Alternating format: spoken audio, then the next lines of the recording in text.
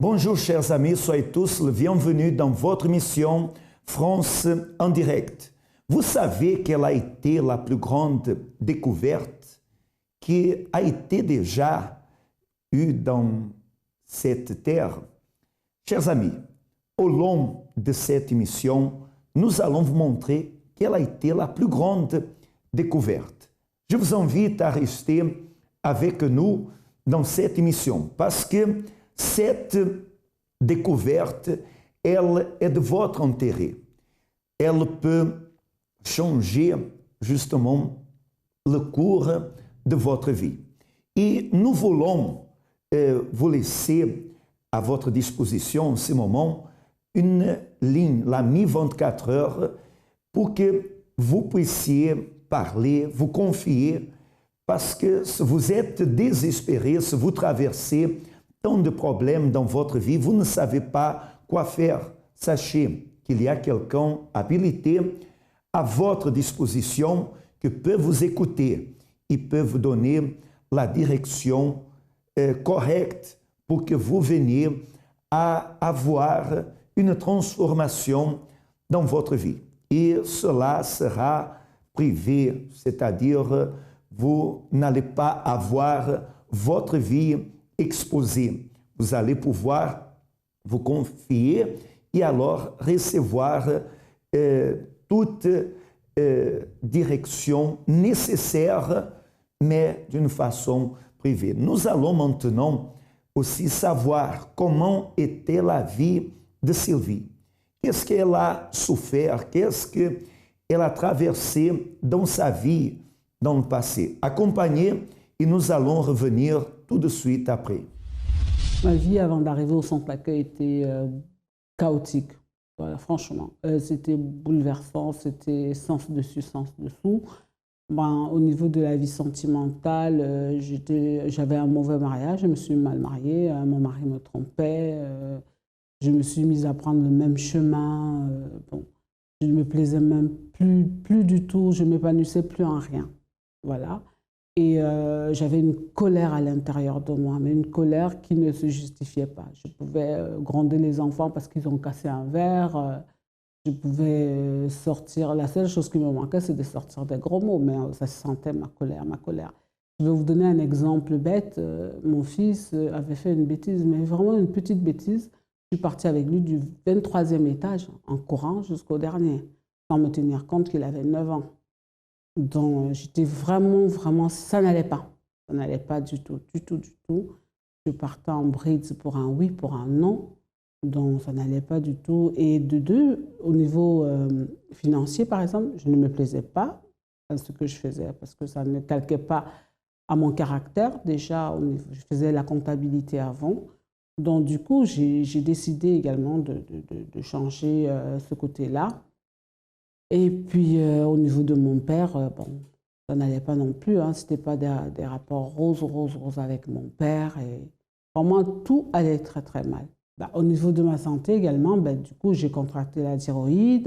Je me suis fait opérer par la thyroïde. Ensuite, j'ai aussi contracté, on appelle ça un bastille, qui prend l'oxygène. Donc, j'avais une insuffisance respiratoire aiguë. Donc, qui est considérée comme une maladie incurable, il faut le savoir, parce qu'on est obligé de vivre avec de l'oxygène à vie. Donc, quel que soit où on va, aux toilettes, on est obligé d'être avec une bouteille d'oxygène partout où on va. Ah, ça, c'était horrible, c'était dur. Le moment le plus difficile pour moi, c'était justement à cette maladie-là. À cette maladie, dire même, parce que tout résonnait dans ma tête en fait, quoi. On pense avoir fait un bon mariage, on pense avoir déjà construit quelque chose et on voit tout partir en bataille, quoi. Et même les enfants, ça se ressentait sur des enfants. Les enfants étaient devenus nerveux, mon fils a voulu se suicider plus d'une fois, ma fille, elle était renfermée, leurs grands frères faisaient n'importe quoi. Donc, en tant qu'une mère, en tant qu'une femme, quand on voit tout ça, c'est très, très difficile. Et alors vient la maladie au-dessus de tout ça, tu te dis, tu vas laisser les enfants, la famille comme ça. Donc, tu vois, tu penses à la mort tout de suite. C'était très, très, très, très pénible. très pénible. Et être là aussi, c'est-à-dire partir de chez soi, de l'Afrique, on est sans papier, sans rien du tout. Je ne sais pas si vous imaginez un peu, ça fait un trop-plein. Donc, on a pratiquement les genoux par terre. On a soit, on sait pas, soit on pleure, et c'est ça, je pleurais. C'était quand même des moments assez difficiles, assez pénibles à vivre. Le centre d'accueil présente son nouveau site web.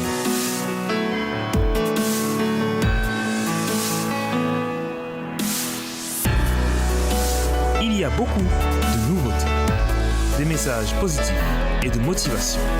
Vous pouvez assister à nos émissions de télé et écouter la radio positive. Découvrez notre travail. Les groupes.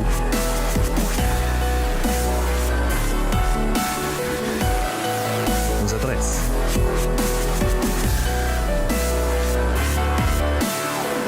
Les horaires.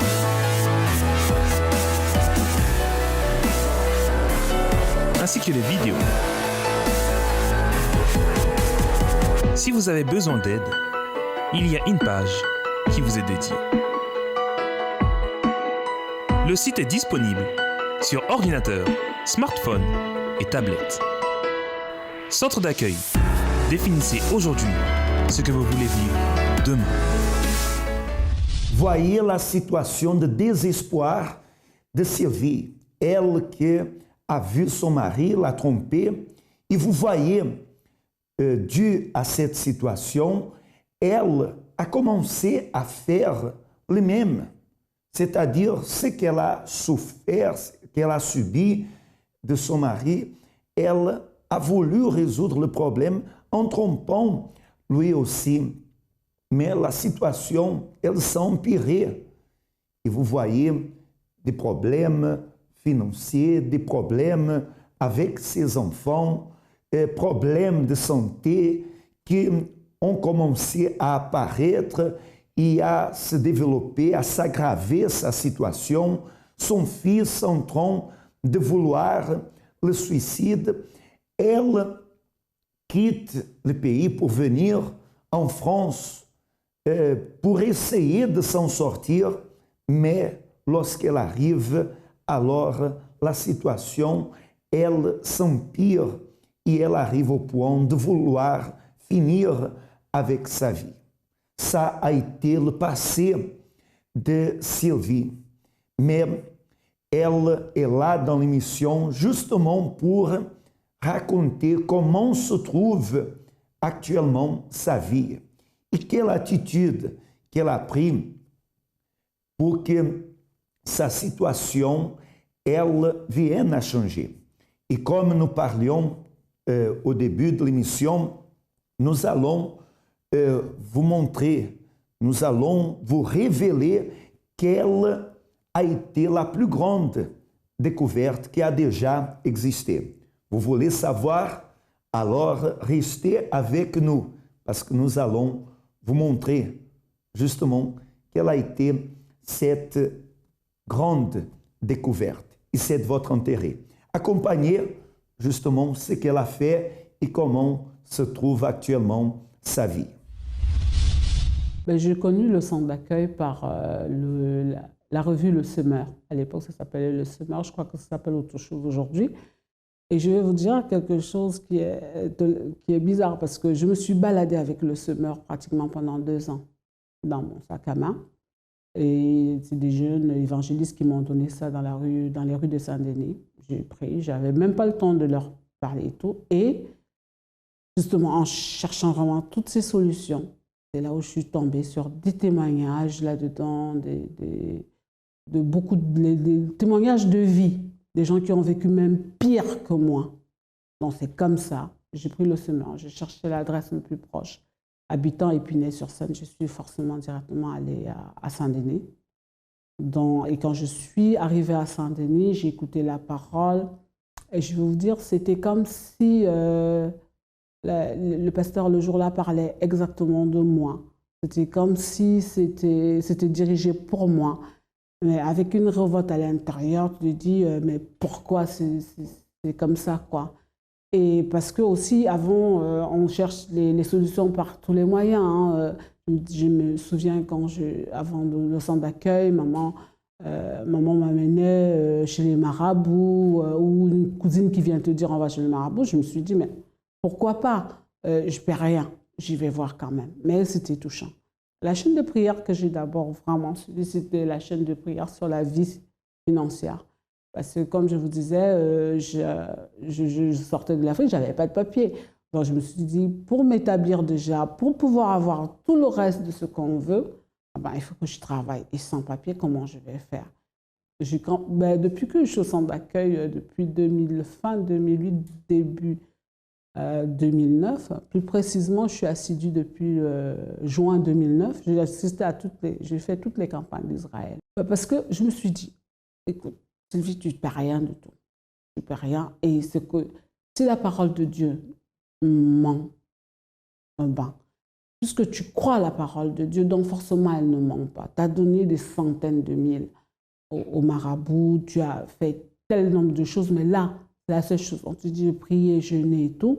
Et la parole de Dieu disait en répétitif, mets-moi à l'épreuve, mets-moi à l'épreuve.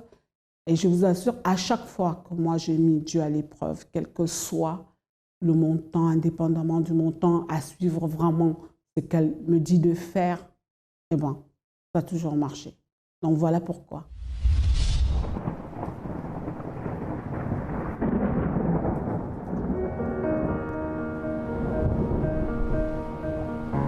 Dans la vie, il est très facile de perdre espoir. Nous nous éloignons de la bonne direction et abandonnons même les rêves que nous pensions un jour pouvoir atteindre. Un jour, éventuellement, nous finissons par nous trouver face à une situation pour laquelle nous n'avons aucune expérience. À ce moment, de nombreuses questions nous viennent en tête. Est-ce que ça vaut la peine de continuer? Pourquoi rien ne marche dans ma vie? Est-ce mon destin? Votre destin est le résultat de vos décisions et attitudes. Décidez de venir au centre d'accueil, où à travers des conférences intelligentes, nous vous aiderons à reconstruire votre espérance et changer votre futur par la même occasion. Centre d'accueil, définissez aujourd'hui ce que vous voulez vivre demain. La campagne d'Israël, dans ma vie, m'a donné déjà les papiers. Chose qui est souvent difficile. Moi, j'ai déposé le dossier le mercredi. Je vous dis, le samedi, j'ai reçu une convocation pour les enfants et pour leur papa.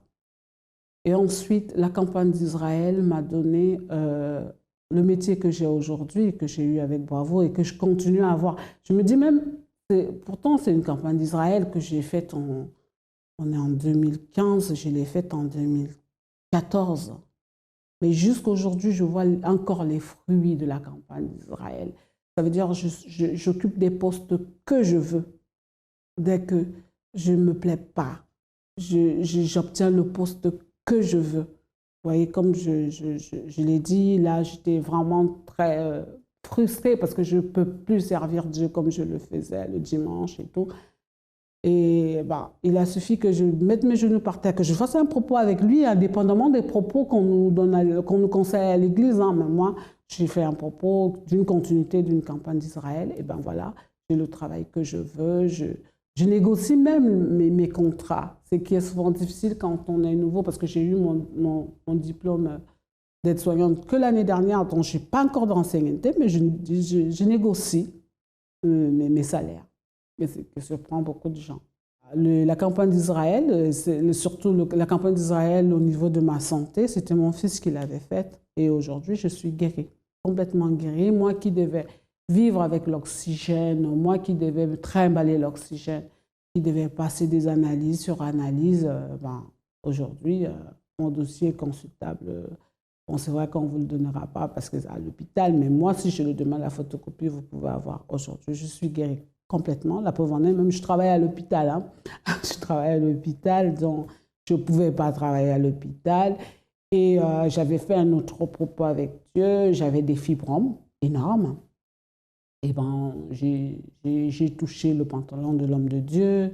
Et puis j'ai pris une attitude de foi par rapport à ça. Et indépendamment, même que Dieu me le demandait, parce que la seule chose qu'il m'avait demandé, c'est de toucher l'habit de l'homme de Dieu, mais j'ai déposé quand même une offrande sur l'autel de Dieu. Et quand le médecin m'a revu, il me dit, mais c'est pas possible, voilà l'échographie avant et voilà l'échographie après. J'ai même ramené au pasteur pour leur montrer que, en fait, je suis guérie des fibromes. Et les fibromes, pour une femme, c'est quelque chose d'horrible, quoi. Parce que je saignais comme un grand robinet. J'étais obligée de mettre des protections, mais pas des protections normales, mais des couches de bébé pour pouvoir tenir même une demi-journée. Et aujourd'hui, ben voilà, j'ai un utérus de jeune fille. Donc voilà tout ce que les campagnes d'Israël ont pu faire. Et je vais vous dire quelque chose, même pour ma fille, je me souviens, ma fille était très très colérique, elle était têtue. Je lui avais dit, le Dieu que moi je crois, tu ne peux pas le dépasser. Tu peux peut-être me dépasser, mais pas ce Dieu-là. Et j'avais fait un grand propos de prière avec Dieu. Aujourd'hui, elle a pu témoigner. Elle a dit même des choses que si je n'étais pas délivrée, franchement, je serais tombée de nuit à l'église le jour qu'elle a témoigné. Aujourd'hui, c'est une petite fille épanouie. Elle n'est pas amenée à être parfaite, hein, parce que bon, il n'y a que Dieu qui est parfait. Mais elle est agréable aujourd'hui. C'est quelqu'un d'attentionné, pareil. Pareil pour mon fils, mes enfants, je vais vous dire, ce que Dieu a mis dans mon cœur, c'est qu'à chaque anniversaire de mes enfants, je les consacre sur l'autel. Eux-mêmes ne savent pas. Il n'y a que Dieu et moi qui savons le montant que je mets dans l'enveloppe. Aujourd'hui, mon fils n'a plus d'envie de suicide. Il conseille d'autres jeunes. Il sert Dieu et avec beaucoup, beaucoup, beaucoup, beaucoup d'amour, quoi. Donc, regardez tout ce que Dieu a pu faire pour moi à travers des campagnes d'Israël, à travers des propos avec les hommes de Dieu, à travers des propos avec lui, parce que j'ai pu avoir une relation avec Dieu. Même pour avoir la paix que j'ai aujourd'hui, j'ai fait une campagne d'Israël, la première campagne d'Israël du Saint-Esprit. Et quand je suis sortie de là, je me souviens, j'avais déposé mon sacrifice bien avant même qu'on monte sur l'autel. Je suis sortie de là avec une paix. La haine que j'avais vis-à-vis de mon papa était partie. On a des bons rapports aujourd'hui. La haine que j'avais vis-à-vis du père de mes enfants aujourd'hui, moi, je vais vous dire, il m'arrive de fois, quand Dieu me demande de prier pour lui, je dis non, je ne prie pas, mais j'obéis, je prie. Et c'est quelque chose les enfants ne comprennent pas, quoi. Bon, les deux derniers comprennent parce qu'on est dans la même foi, mais les aînés ne comprennent pas. Ils se disent, mais comment, est-ce qu'elle est normale? Mais non. C'est cette paix-là que Dieu a pu m'accorder à la campagne du Sénarque.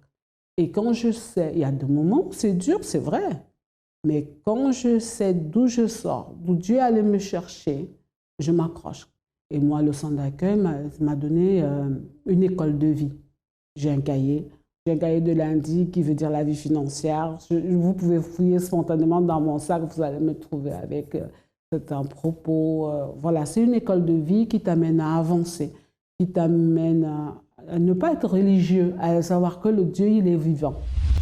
Merveilleux de voir le changement que Sylvie elle a eu dans sa vie.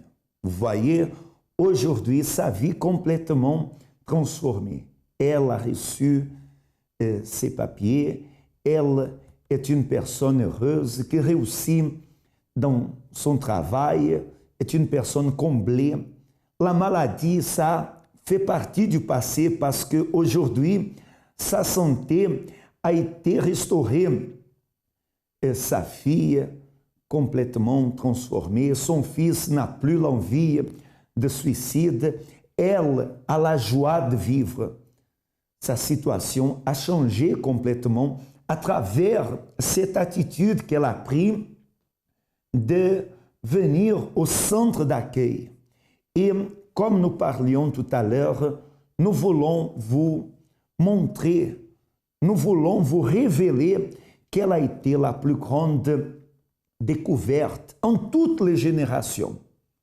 Peut-être vous dites, Armando, quelle est cette grande découverte, la plus grande en toutes les générations? Je veux le savoir. Très bien, chers amis. Je vais vous dire. La plus grande découverte en toutes les générations, c'est que vous pouvez changer votre vie en changeant votre attitude. C'est là, c'est la plus grande découverte. Vous pouvez sortir d'une vie d'échec pour une vie de réussite. Vous pouvez sortir d'un extrême du malheur pour l'autre extrême du bonheur. Vous pouvez sortir d'une vie mauvaise pour une vie bonne. En changeant votre attitude, votre vie, elle va changer. C'est pour cela que les portes du centre d'accueil, quotidiennement, elles sont ouvertes pour vous amener à la réussite. Moi, personnellement, je me trouve dans 27-29 rue Yuri Gagarine, à votre disposition. Si vous voulez parler et savoir quelle attitude prendre pour que votre vie elle soit changée, moi, personnellement, je vais vous conseiller. Vous savez que chaque cas, c'est un cas. Nous allons nous asseoir, nous allons discuter et je vais intercéder pour vous, je vais prier justement pour vous et vous donner la direction. Ainsi comme Sylvie, elle a eu le changement, vous allez l'avoir aussi. Comme vous pouvez participer dans notre siège du centre d'accueil, dans 254 rue de Faubourg, Saint-Martin, dans le 10e arrondissement à Paris, ou dans un autre centre d'accueil, le plus proche de chez vous, à travers le 01 53 35 85 12. Vous allez pouvoir savoir les informations de quelle porte vous pouvez vous diriger. Nous allons à notre cas verdict et d'ici à quelques instants, on reviendra avec vous. Avant d'arriver au centre d'accueil, on avait beaucoup de problèmes d'ordre de toute étape, c'est-à-dire je commencerai par les finances parce que j'avais plus de travail et mon mari n'avait plus de travail et on avait un enfant et on habitait dans un appartement qui avait beaucoup d'humidité, d'où l'humidité avait pris l'ampleur sur l'appartement, donc toute cette situation de précarité pesait énormément dans la maison, y compris qu'on avait quelques membres de la famille de mon mari qui habitaient avec nous. Et le côté financier a commencé vraiment à prendre l'ampleur et ça nous a complètement noyés parce qu'on n'arrivait plus à s'en sortir du tout. Et étant les problèmes financiers qui nous noyaient de l'autre côté, mais notre vie de couple n'était plus là parce que la maison déjà c'était petit et la famille qui était là, donc on n'avait plus d'intimité déjà, donc il y avait tout le temps des disputes et on s'est bagarré même très souvent. Et c'était vraiment une situation, je dirais même sans le savoir, j'étais en dépression, mais vraiment très. Et mon mari s'est mis à boire, donc ça a encore accentué les choses. Il cachait les bouteilles de whisky que j'ai découvert en dessous du canapé. Et il rentrait dans des états pas possibles, donc c'était vraiment chaotique. J'étais très mal, j'étais très triste. Et à chaque fois que je regardais mon fils, souvent je pleurais parce que je me disais pourquoi j'ai cette vie, pourquoi je suis devenue pauvre, parce qu'avant je travaillais. Mais en perdant tout, et on n'a même plus de voiture, la voiture est tombée en panne, donc on ne pouvait plus rouler avec, on ne pouvait plus payer l'assurance, donc tout s'est enchaîné. On n'a plus de cartes bleues, on nous a retiré la carte bleue, on était affiché à la Banque de France, on n'a plus de chéquier. On ne peut pas vivre comme ça.